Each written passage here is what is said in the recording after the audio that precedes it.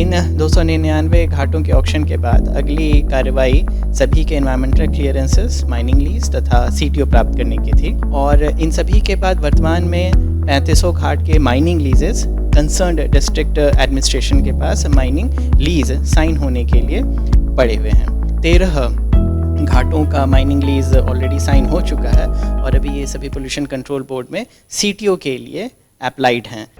झारखंड की बात करें तो झारखंड में ज़्यादा समस्याएं नहीं हैं। उनमें से जो प्रमुख समस्या है वो है बालू की अनुपलब्धता, बालू का महंगा होना, बालू की जो चीज़ें हैं बालू से जुड़ी हुई, जैसे बिल्डिंग बनना, जैसे कि कंस्ट्रक्शन होना, उन सब को परेशानी है और ये परेशानी पिछले 7.5 साल से चल रही है। इसका कोई समाधान अब तक तो नहीं हुआ है। नई बालू की पॉलिसी 1 साल पहले बनी थी, लेकिन आज तक वो लागू नहीं हुई और लगता नहीं है कि 10 जून एनजीटी की रोक लग जाएगी बालू के खनन से, तब तक ये मामला सुलझेगा। ऐसा बिल्कुल नहीं है और अब तो ये बिल्कुल साफ हो गया है कि डीसी जेएसएमडीसी से छीनकर डीसी को पावर दिया गया कि आप अपने अपने ज़िलों में बालू के घाटों का टेंडर करें।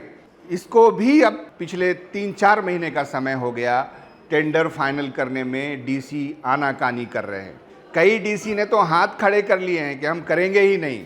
अगर किसी ने किया है तो मात्र 3, 1 और 3 यानी 13 444 घाटों में मात्र 300 घाटों का टेंडर हुआ और डीसी ने कितने को स्वीकृति दी?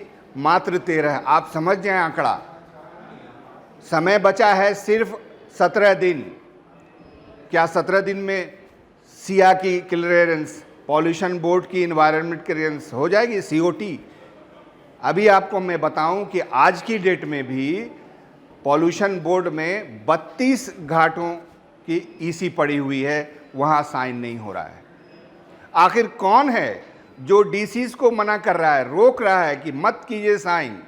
आखिर कौन है जो पॉल्यूशन बोर्ड पे कोई प्रेशर नहीं कर रहा है कि आप साइन कर देंगे, लीगल माइनिंग शुरू हो जाएगी? अभी भी 2-4 करोड़ सीएफटी बालू अगर स्टॉक यार्ड में आ जाएगा तो कुछ तो राहत मिलेगी, क्योंकि अगले 10 जून से आप उस बालू की क्राइसिस का तो आप अंदाज़ा भी नहीं लगा सकते हैं।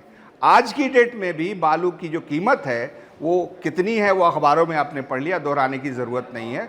वो भी पैरवी से आपको मिलेगा, रिक्वेस्ट करना पड़ेगा। तो कोई तो ताकत है जो नहीं चाहती कि झारखंड में बालू सुलभ हो, सस्ता हो। किसी न किसी के तो इंटरेस्ट में है। बालू का पूरा कंट्रोल, पूरा पॉलिसी मेकिंग खान विभाग का है और खान विभाग ने बता तो दिया है कि हमने सब कुछ राह को प्रशस्त कर दिया, रास्ता साफ कर दिया। अब डीसी पर है। उसमें से भी सिर्फ 6 जिलों के डीसी ने किया है, 2-2, 3-3, जिसमें रांची भी शामिल है। रांची है, हजारीबाग है, बोकारो है, खूंटी ने भी 1-2 किया है, लेकिन मेजर घाट नहीं किया, लातेहार नहीं किया। बाकी डीसी क्यों नहीं कर रहे हैं? सीएम ने भी हस्तक्षेप किया है तो कुछ डीसी ने किया है, लेकिन अभी भी बात बनी नहीं है। 17 दिन का समय शेष है। आप ये मान के चलिए कि झारखंड के ब्यूरोक्रेसी के कल्चर में ये काम भी नहीं होने वाला है और 10 तारीख को लग जाएगी एनजीटी की रोक। और आप जाके देखिए, अगर नहीं जाना चाहते तो हम जाएंगे किसी दिन, आपको दिखाएंगे कि निजी बालू के जो स्टॉक्स हैं वो पहाड़ बनते जा रहे हैं। अब उसी पहाड़ के स्टॉक से मनमानी कीमत में अगले 4 महीने 10 जून के बाद जब एनजीटी की रोक लगेगी तो बालू को मनमानी कीमत पर बेचा जाएगा। भारी मात्रा में उसका कमीशन जगह जगह पहुंचाया जाएगा। सवाल लाजमी है कि विपक्ष कहाँ है? क्यों नहीं इस मुद्दे पे उतर रहा है सड़कों पर? कुछ मुद्दों पर ट्वीट, कुछ मुद्दों पर पत्राचार। यही है झारखंड की विपक्ष की नियति। और बाकी रहा सिस्टम, तो सिस्टम तो आईना दिखा रहा है कि हम बालू के फ्रंट पर कुछ भी नहीं करना चाहते, कुछ नहीं करेंगे, क्योंकि बालू झारखंड में सिर्फ बालू नहीं है, सोने की कीमत हो गई है उसकी। तो देखते रहिए न्यूज़ 11 भारत डिजिटल।